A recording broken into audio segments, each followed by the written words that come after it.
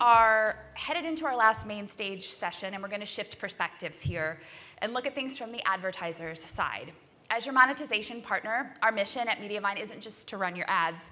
It's to help you understand that ecosystem and improve your monetization through that knowledge. This next session is going to give you a unique insider view into how advertisers think, where demand is heading, and the real value that you bring to them as independent publishers. So, way to stay. In a fast-changing ad landscape, that success comes from transparency, trust, and alignment.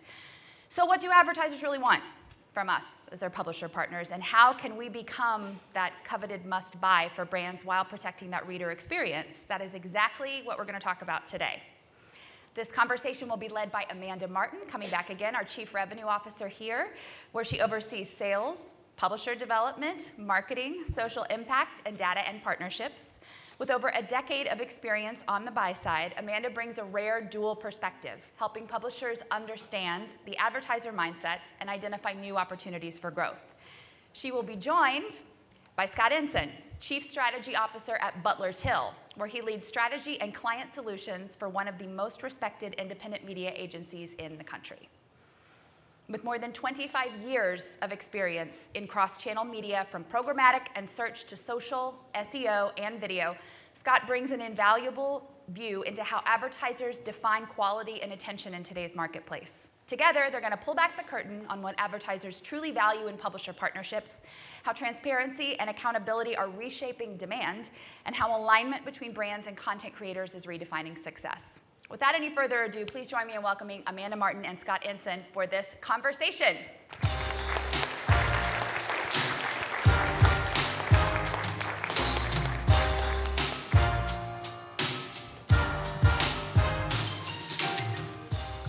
Hello, everybody. I'm so excited to see so many folks in this room right now. When you have the last session of a conference, you always have the mass exodus concern in your head. So I was getting very nervous at 11 o'clock. But I want to welcome Scott here. Scott and I overlap in a few different advisory board situations, and I get to sit on the sell side of the room, and he gets to sit on the buy side of the room. And we were excited to bring Scott here to really talk about, as an executive at an agency, a large independent one, how you view the ecosystem, our publishers, how do you make decisions on experiences. And so let's just start off, tell us a little bit about Butler and about your role and your experience in the industry. Absolutely, great. Thank you so much for having me, Amanda. It's really great to be here. It's great to have the opportunity to speak to this side of the market, something that we don't. It's one of the things I enjoy about talking to Amanda, but to even get to speak to some real human creators is great. So I really appreciate that. I'm also excited that I was on a panel a couple weeks ago and I was wearing the same sweater as I was in my profile picture. And so I had to tell everyone that I do own multiple sweaters. I mean, the agency business is tough, don't get me wrong, but I own multiple sweaters. So I'm thankful to be avoiding that this week. But Butler is kind of a unique agency, and so I'm really excited to have the opportunity to share some of that perspective with all of you, because I think we share values with a lot of the publishing and creator community in ways that perhaps other agencies wouldn't be able to say. So just a little bit about Butler. We were founded by two dynamic women in the late 90s. We continue to be women-led, women-owned, women-founded agency. We're also 100% employee-owned through an ESOP, or employee stock ownership plan, for anyone familiar with that instrument. Means that every employee at Butler is an owner, and every owner of Butler is an employee. So it's really a unique model. We have not a nickel of outside money, and we really are then able to captain our own destiny. And we're a certified B Corp, so we're really concerned with sustainability and doing good in the world, and using business as a force for good. And that's for those of you who might be familiar with that certification, it's a very rigorous certification. Patagonia is probably the best known example of another B Corp in the world. And we're focused on a couple of different categories which we can talk about, but media is really our bread and butter. And my role there as the strategy officer, as you heard in the intro, I just want to say that 25 plus years is very recent, like just barely 25 plus years. We're aging you? Yeah, just a little bit. but because we're a media agency, I lead strategy. Really, that means I'm responsible for our media offering and our digital media offering, which is about 85 to 90% of our business. Wow, great. So with that being said, I know you really have kind of a unique client profile in the sense that you work in two main areas, not exclusively, but you work in two main areas that are very different from each other. So why don't you talk about kind of your key verticals that you guys are serving right now successfully? Yes. I wish as the Chief Strategy Officer, I could say that was completely strategic, but that's probably a little bit by accident, although it's worked out very well. So we do a lot in regulated industries is one way that we like to talk about it. So we do a ton in pharma, health and pharma. We say health, really pharma is the biggest part of that for us. So obviously tons of necessary vertical expertise in that category, and something that we've been doing for decades and gotten really good at and have a great value proposition. The other side of our business is really less of a vertical play and more of what I would call a horizontal play, but I think very relevant to all of you and to Mediavine, because that is a scaled local business. So we deal with clients who are large brands who have a distributed footprint. So think agent networks, dealer networks, franchise networks. And we've built some software, some process, and some ways of working in technology to service a scaled group like that. And we have tens of thousands of individual locations that we service on a one-to-one basis with everything from display, programmatic, search, social, digital out of home, streaming audio, even some offline media. And so the key differences there is that in pharma or healthcare, you have a lot of rules and regulations to follow. You have a sensitive category that you're working within, and you have difficult target audiences to get in front of because it's, one medicine or one thing is very specific to one group of people. On the other side, you have a lot of locations to serve by zip code, probably, I assume, because from my Goodway days, we did the same thing for Tier 3 automotive. So you need to find a lot of people in a specific location, which I think is the great overlap with our scaled publisher set, is because when you're targeting a zip code, you cannot only run on 5 sites. Absolutely, and I would say audience is obviously very important across both of those. On the pharma side, the content and the context of the environment is very important. And like you said, on the local side, finding scale within a single zip code, as you are well aware from your experience, is, I would say, probably the biggest challenge that we encounter on that side of the business. So one of the things I love about Butler, Till & Scott is that when I was on the buy side, Goodway was also independent and really had that ethos of we're trying to do good with the money we spend. Yes. On the agency side, sometimes that can't always be said, but we're going to talk about how your sites and your site setups directly impact the buying decisions of Scott and his team. And so I want to talk to you a little bit about, we talked yesterday during my other conversation with Eric about how MFA was kind of this thing that needed to be rooted out of the ecosystem, which is made for advertising sites, run more ads than content.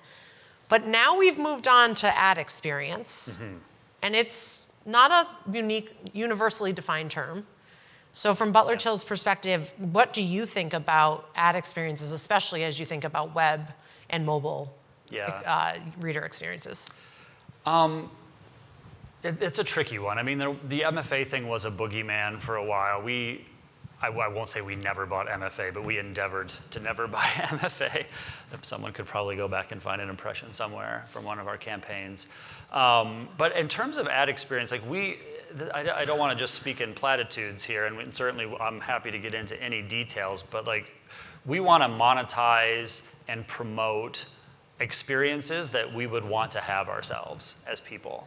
And that's the way that we look at it. We don't see ourselves as, which I think the industry is guilty of, and I worked at a performance agency for 10 years, so I was guilty of this for a while too, but we don't see ourselves as technologists who are just trying to engineer cost out of this space. I think that is a losing game. What we want to do is promote great content experiences, great largely human-created content experiences for our brands, and I can tell you that's what our brands want too. Even if in the moment they might be concerned about a CPM or some other cost per metric, what they really want is the result of a good ad experience. And that's what we're trying to promote as much as possible through a few efforts that I think we'll talk about. Yeah, I'm jumping ahead on my notes. Sorry, I'm trying not to. So saying you want a good ad experience and finding a good ad experience are two different things. There's thousands upon thousands of domains to choose from. Yep. You talked to me about you have created a quality index. And so I'd love to dive into like exactly what parts or signals you're utilizing, because you're not going domain by domain and looking at every one of our 17,000 sites. I'm not, no. I mean, and I don't Someone think may be looking at them occasionally, but. Yeah, so I mean, that came out of a lot of the conversation around the quality stuff in the industry. So you mentioned MFA, and the ANA report was part of that. And as a buyer and someone on the agency side specifically, I really kind of feel in the middle of a lot of those conversations. So the ANA, of course, represents advertisers, and their core mission is to represent really the largest advertisers in the country. So big budgets, $50 million plus, et cetera. And many of our clients fall into that category. But we have a long tail of clients who don't fit into that category as well.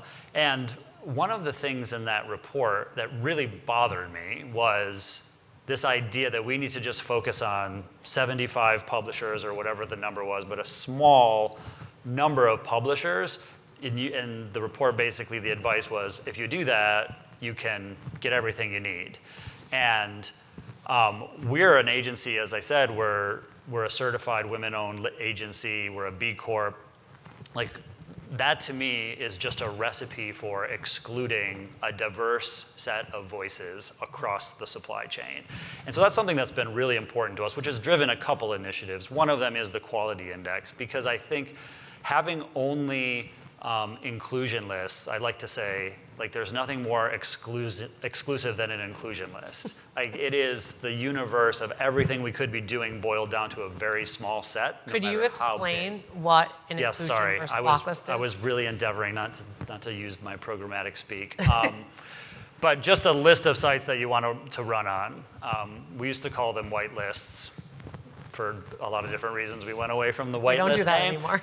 But just it's your list of sites that are okay to show up on. And that makes it really hard in programmatic, because there could be tens of thousands of sites available to you on the open web, or even through some kind of curated programmatic thing that you're doing.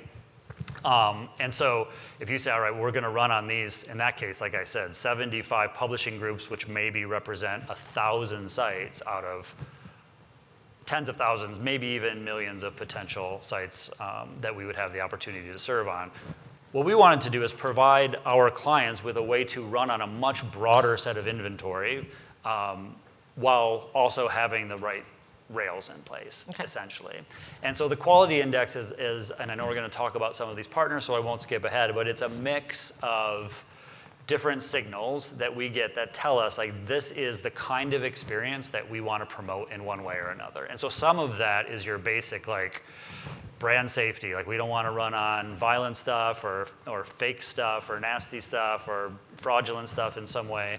Then there's kind of brand suitability. But ultimately, what we're doing for our clients, I mean, this is our main mission as an organization. It's like, we want to actually fortify the brand. And what we're doing is not trying to, like, just not, like, damage a brand. That's not why a brand hires us. Yeah. They want us to promote it. They want us to fortify it. And so how can we use signals that tell us that these environments that we're monetizing and buying are actually doing good for your brand, not just keeping it safe? And so that's what the quality index is all about. And it is become a very sophisticated and useful tool for us to buy a more inclusive set of inventory in a way that we can feel confident is doing just that for our brands. All right, so let's dig into, if there's an index, I'm sure everyone in the room's going, where am I on the index? What do I look like? And how do I find out what I look like? So maybe just talk about some of those partners, some of those metrics that you're using that we at Mediavine then in turn work with to ensure that we're falling within the rails of ad experience.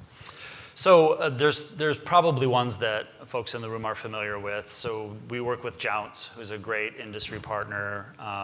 Chris Kane over there has been a leader in this space. And so that was, I would say, during the MFA craze of 2023, that really came to prominence. So we use the inputs from Chris, and then we also use another company called Open Sincera, which was recently acquired by the Trade Desk, but we were talking to them and working with them even before that, to focus on some really key metrics of a website and a property, and really down to an impression opportunity. Like, what are the characteristics of this that we should care about? And there's a few things, and again, probably no big surprises here. Some of it is our own historical data. Like, do we have performance data from our years of media buying that tell us something about this domain? Do we have that could be things like viewability, like click-through rate. Like, is this a domain that's constantly getting blocked for other reasons? So that's kind of some baseline stuff. And then things like Jounce and Open Sincera, we really are trying to get at what is an optimal ad experience. And so that's things like ad to content ratio, of course. It is this website all of a sudden just dominating CPU on someone's machine, and how can we control for that, and what is the ideal, if it's all of a sudden eating up more than 40% of somebody's CPU, that's probably not a great ad experience, whether we can measure that in other ways or not. And then how many ads are in view too. So is it 2 or 3, or is it 17? Is there some kind of really, really egregious ad collision going on there that we're trying to solve for, which is a problem for us too, because with the local clients that we have, there could be potentially overlap. And so if we have a site, we don't want 8 of our constituents from the same brand showing up in the same spot, essentially. Yeah. Are these things that you were dictated by the brands, or were you proactively just like, okay, if MFA's behind us, where are we going next? Like, who's actually steering the ad experience train? That's a great question, because yes and no, really. The brands want a certain outcome in that case. And so for the pharma brands that I mentioned, that's all done through third-party anonymized measurement of prescription data that is behind all of these privacy walls, and it's a little bit of a black box. There's a bunch of providers who do that kind of work. So we're not necessarily going to know in the moment, like, you don't see an ad on a website and go ask your doctor about some medication like in the same web session. So that's something that's a much more of a lagging indicator. And then on the local side, there do tend to be more conversion focused stuff. So we can measure it a little bit more quickly with velocity, but those are the things that the clients really care about. And so how that sausage is made, I don't necessarily want my clients to be thinking about ad experience, because if they are, then we haven't really done our job in demonstrating how we approach the space and how we're helping them meet their outcomes. I really want them focused on, like, are we getting them what they want? And then we can talk to them all day about, like, all of the great things that we've done to get there. So it's really our team who has identified, like, we are never going to influence an outcome by being one of 17 ads on a real spammy website, and one that's refreshing ads every 4 seconds, or one that has a crazy amount of calls that are draining someone's CPU. So it's really the team that has identified that as a critical dimension as a media agency to put a lot of effort and attention on. So what I'm hearing from the quality index is that, and this is how we approach it at Mediavine, is that we speak with clients like yourself. We understand what you're looking at and measuring. We then go seek out and source that data A lot of times that is, you have to pay to get the data. So while Jounce does publish domain information on their website, some of it's behind a login, some of it's available. So we have logins to IAS, DV, Pixelate, Jounce, Sincera. I mean, I feel like every 2 months my data team is like, we're going to sign another contract with another metric. So what happens if you find yourself on the wrong side of that metric? Are you going on to a block list, or is it that you would have to clean up your act and then rework yourself into like your buying algorithm? Yeah, I would say first and foremost, and I don't want this to sound just kind of too wishy-washy, but I mean, is your ad experience something that you would want to experience yourself? To me, that is like the main thing to think about. And if I were a publisher, I would spend less time kind of measuring content ratios and counting up ads and things like that, and just say like, hey, I'm in my kitchen trying to make something. Like, is this website making me want to throw my phone in the pot with the pasta, or is it actually a nice experience to use this content? And I think if you do that, the rest of that stuff, it's not so much something you're trying to game or optimize for, but being a part of, for Butler Till especially, I can speak to, like, to be a part of the good side of that quality index is not something that you check a bunch of boxes and do. It's the result of having done things the right way for your audiences. But I would say, certainly, if you feel like all of a sudden something went wrong, I'm being blocked for the wrong reasons, like those are the things I would start with first and foremost. Do I have an intrusive ad experience that is getting in the way of what I want my audience to think about and experience with my content? So that brings me, we talked about this yesterday on stage when we were talking about new classifications of domains. So there was MFA, and then you were not MFA, or you were MFA before. Yep. Now you can be MFA, or you can be cheap reach. Yep. Or you can be premium, or you can be bellwether. And different companies and buyers have different classifications of how you fall in those types of buckets. For you, how would you define cheap reach? And what's the negative for publishers in this room to fall in that category? Yeah, I agree with you. I don't think that's a well-defined term. I mean, I think MFA is the ultimate cheap reach. I think anything that falls below some of those thresholds, and we do have different ones, like if you're in a certain category of the ad experience, like we would without hesitation be buying there. And then there's kind of like, I'm obviously anthropomorphizing this, it's being done by algorithms, but like, hey, this is something we want to flag and look at. And then there's a certain level that is absolutely not. I would say cheap reach is kind of in that middle area. That like maybe area? Like maybe, like this, I don't feel great about this, but it's not throwing up all of the alarm bells. But we try to avoid that as much as possible too, because that's not what our enterprise brands are looking for, is cheap reach. And then, again, they may be fixated on a certain number on a report that we send them every month, and that may be something that's on their mind. But I see it as our main mission in client services as an agency to get our clients focused on the right things. And so if they're just like, we need scale, like, then I go into the 5 whys. Like, why do you need scale? Is it because you promised your boss that this impression number was going to go up and the CPM number was going to go down? Because if that's the case, let's talk about structuring a more meaningful business conversation the next round. Yeah, I think for our pubs, if you're looking at your CPM trends, your experience will dictate what direction they move in. Because if you cheap reach, from my standpoint, the reason it's cheap is because you're going to have to spend a lot more to get the performance that you're looking for. So you're going to have to throw a lot of things against the wall. 100%. Lots of impressions, but you're not going to buy that at the same rate that you would buy something that's premium. Yeah, and it's, as you well know, and we've talked about before, it's a little bit of the prisoner's dilemma at a certain point. Like, you can't be it's hard to be the one doing the right thing in a scenario where everyone else is racing to the bottom.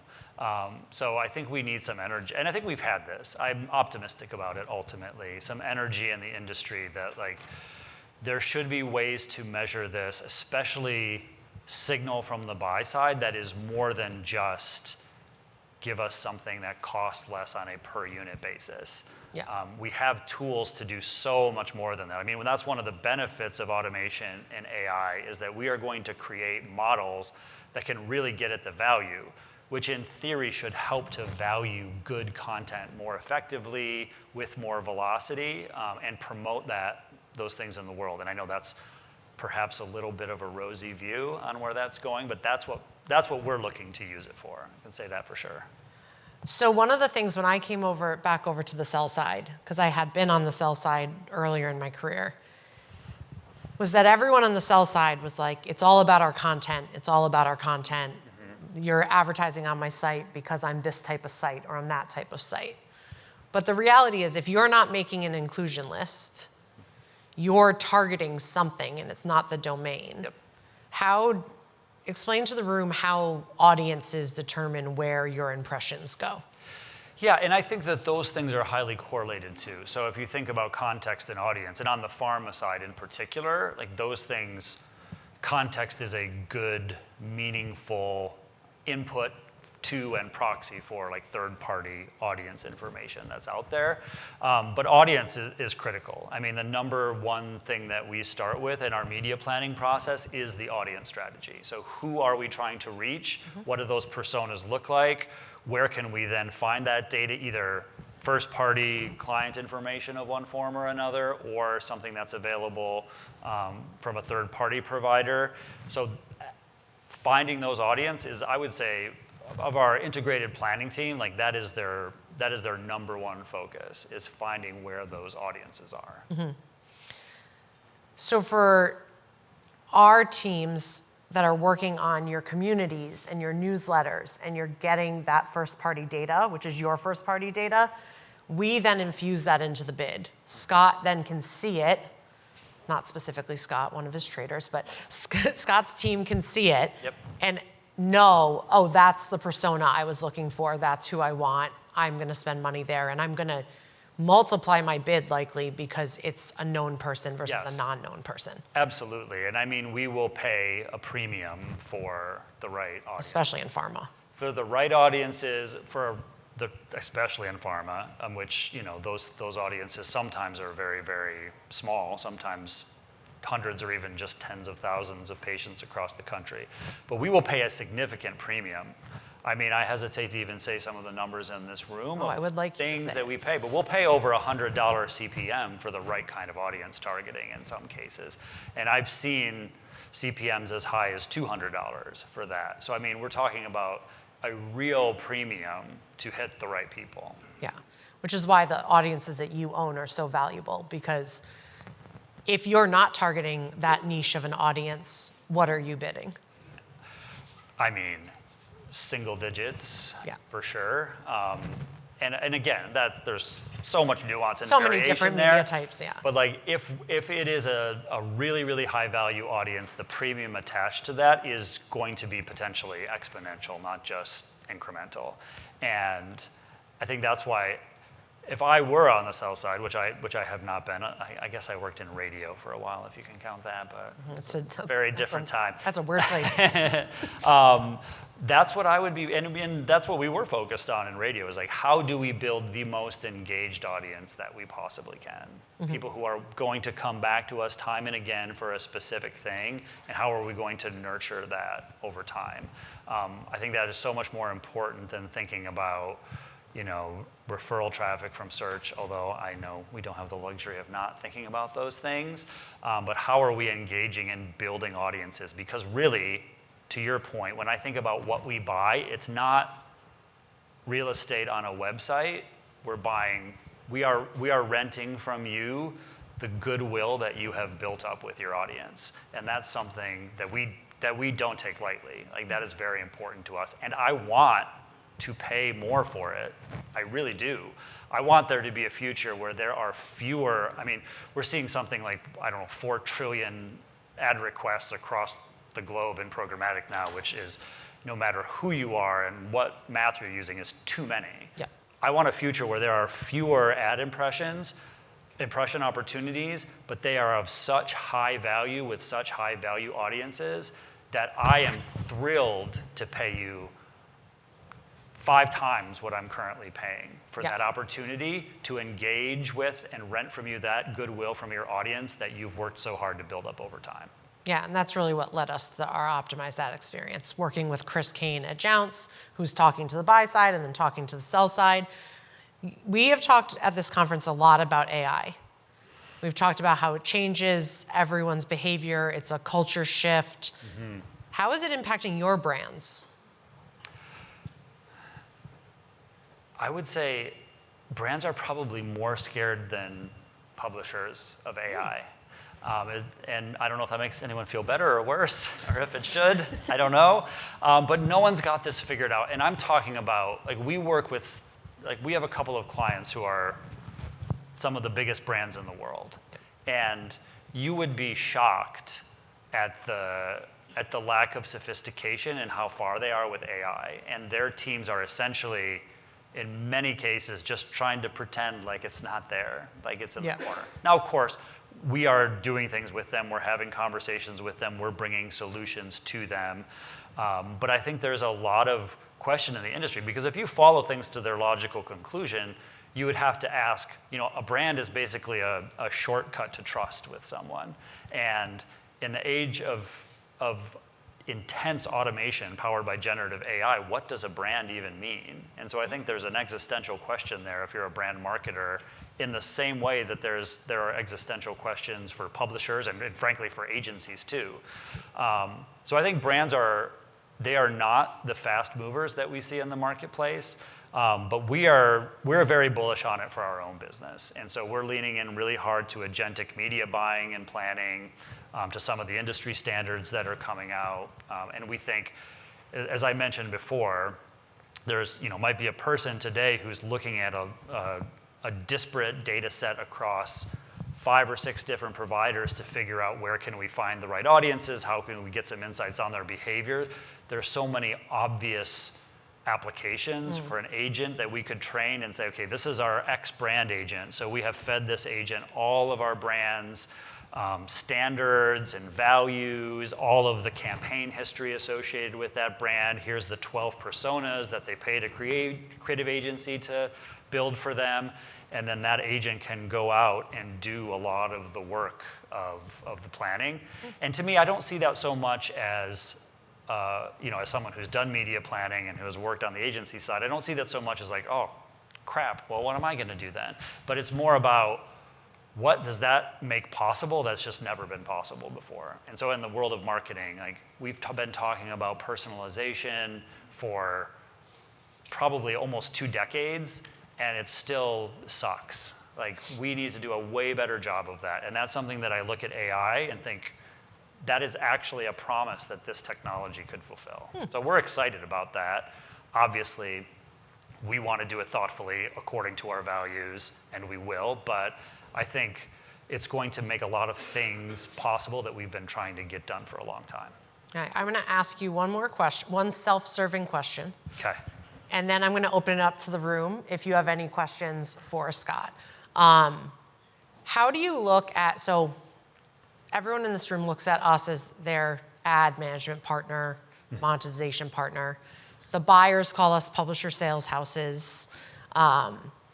What is the value that a publisher sales house brings to the long tail of the ecosystem because it is so complex, and what makes you lean into a sales house over just going at your own?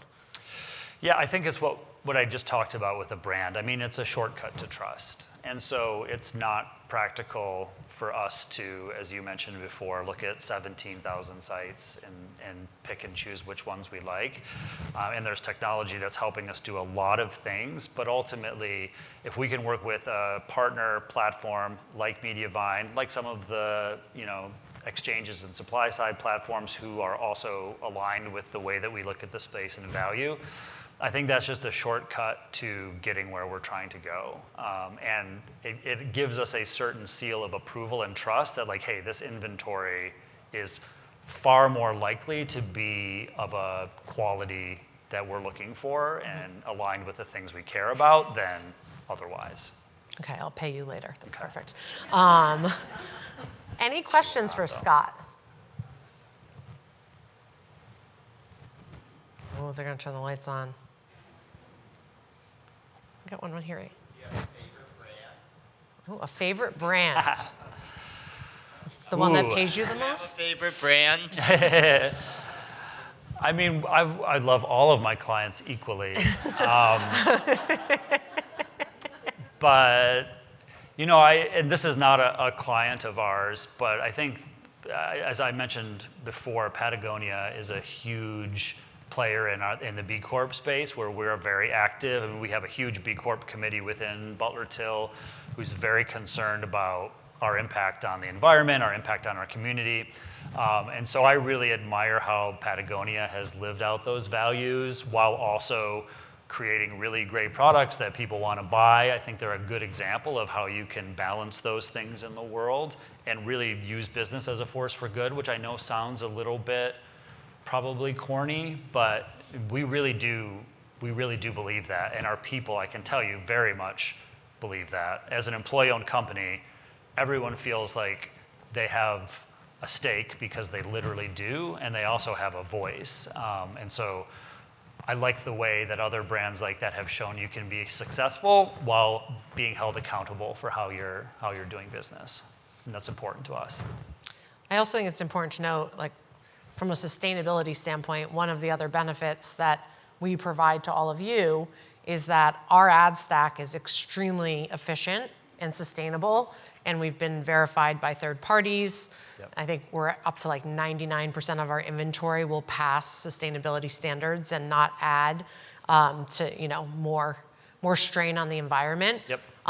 We got there through a little bit of sustainability focus, but just efficiency and having a CEO who is an engineer and likes things to work right. So it's a nice kind of thing that we both share in the importance of it. Yeah, and those you can make things very bulky in our yes, space. and those things are aligned nicely too. And if you cut out hops in the supply chain and duplication, and like I was mentioning before, tons of calls that are unnecessary, you're going to get better performance, and you're going to have a smaller footprint, carbon footprint in this case. So. Any other questions? Charlotte up here. Hello. Your very unique perspective is one that we, or maybe just I, don't hear from very often from where you stand. So Yeah. I'm wondering if you could provide one specific piece of feedback that we can take away today, what you would recommend for publishers to do, just like one thing that we can take as a suggestion. Take away, from sure. your point of view. I mean, we talked a lot about the ad experience. I just think that is so important. You know, I worked, as I mentioned, on the performance side of the digital media business for many years. And one of the things that we provided to clients was conversion rate optimization, something that we do a little bit of at Butler Till too, and a little bit of user experience testing. I would really, and maybe this is something that everyone's like, duh, yeah, we already do this, but like, how much time do you spend putting yourself in the shoes of your users and using your own properties time and again, like having a relentless focus on how does it feel as someone in your audience experiencing your content? Because to me, that is going to give you the best read of like, is this good or not? Because we can sit and talk about like how many ads should be on the page, how should they load, how long should it take to load, but the real test is going to be how is your audience experiencing that? Because that is going to impact not just the technical stuff that we talked about and how we evaluate inventory, but it's also going to have that, you know, what I would call a virtuous cycle of like your people who are on your site are going to be happier, they're going to come back, they're going to have a better experience.